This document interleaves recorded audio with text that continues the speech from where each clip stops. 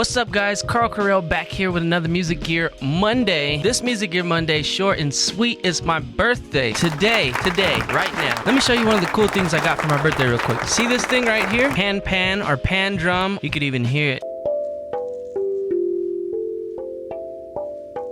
I don't really know how to play this thing yet, but I'm gonna figure it out. We'll talk more about percussion instruments and things like this in a future episode. For now, I want to talk about the importance of templates. When I talk about templates, I'm talking about easy ways to make your software work for you. And we're going to specifically be working in Ableton today, but there are other softwares that will actually have templates built into them, and I'll show you a little bit of what I'm talking about. But let's hop into Ableton so I can show you how to create a quick template. So when you hop into Ableton, the original Ableton is going to come sort of like this. It's going to give you a couple of tracks to work with. Right now it's giving me 2 audio tracks and it's giving me 2 MIDI tracks. What I can do though, if I'm a beat maker or if I'm a percussionist or whatever, say I want to use one of my favorite plugins, and this is also another thing you could do, is you can tag different plugins, different instruments. If I go to plugins and I right click on any of these plugins, I can tag them in a certain color. Maybe the orange is just different sounds that I really like, and the red is just like plugins effects that are my favorites. So you can right click on any of your plugins, any of your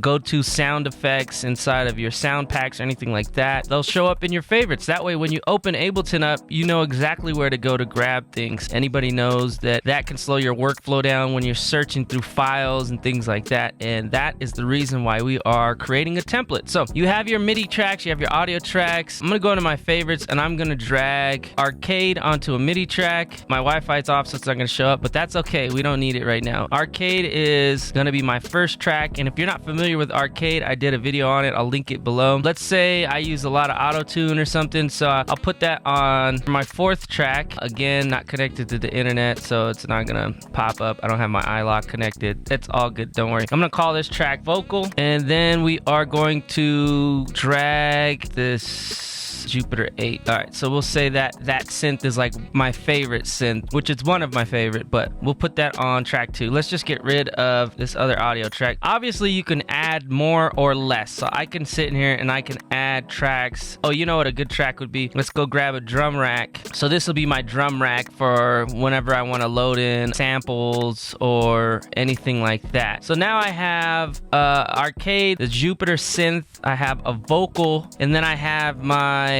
drum rack. So once we have an idea for like, okay, this is kind of how I work. I do my drums and I do a synth and I lay some vocals down, then I play with Arcade, however you do it. Once we have that down, so we can actually go to File now and we can go to Save Live Set as Template. So we're gonna click Save Live Set as Template, and that actually shows up. We could mark that here. We could put that as the Beatmaker template. So now that Beatmaker template is saved in our template files. Save this. So whenever we go into Ableton, so I'm gonna quit this. I don't have to save that because I saved the template. All right, so now whenever we open Ableton Live, we can go to our templates. We could double click the template, boom, and that just pulls back up the template that we had with our drum rack, our vocal, our Jupiter, and Arcade. And you can save those templates however you want. You can basically make any type of templates you want with drum rack samplers, any of that stuff, and you're able to quickly open up your session and hop right into making something. So that's a quick way to hop in and just kind of create a template. That way, anytime you open up Ableton, you can get right into making music without having to search or do a whole bunch, and it kind of helps your creative workflow, keeps you in the groove, keeps you going. And it's not just Ableton that has templates. Let me show you an example. So even in Serato Studio, when you're first opening Serato Studio, you have the option to create a new beat or create a new remix, and these are examples of direction, right? And then down at the bottom, you have templates. So if you click on one of these templates, it's going to automatically pull in kits for you that are based on that genre, which will help you create quicker. So a lot of different programs will allow you to set up templates. Set up a template. That way it makes it easier for you to hop into that program and just create. Like I said, hopefully that helps you. That's going to be it for Music Gear Monday. Make sure to join us over on Twitch. Join us on Clubhouse. I'll put the links in the description below. Hope everybody is having a great week. And if you're a May baby, happy birthday to you. I'm Carl Carell. I'll catch you guys here next week. Peace.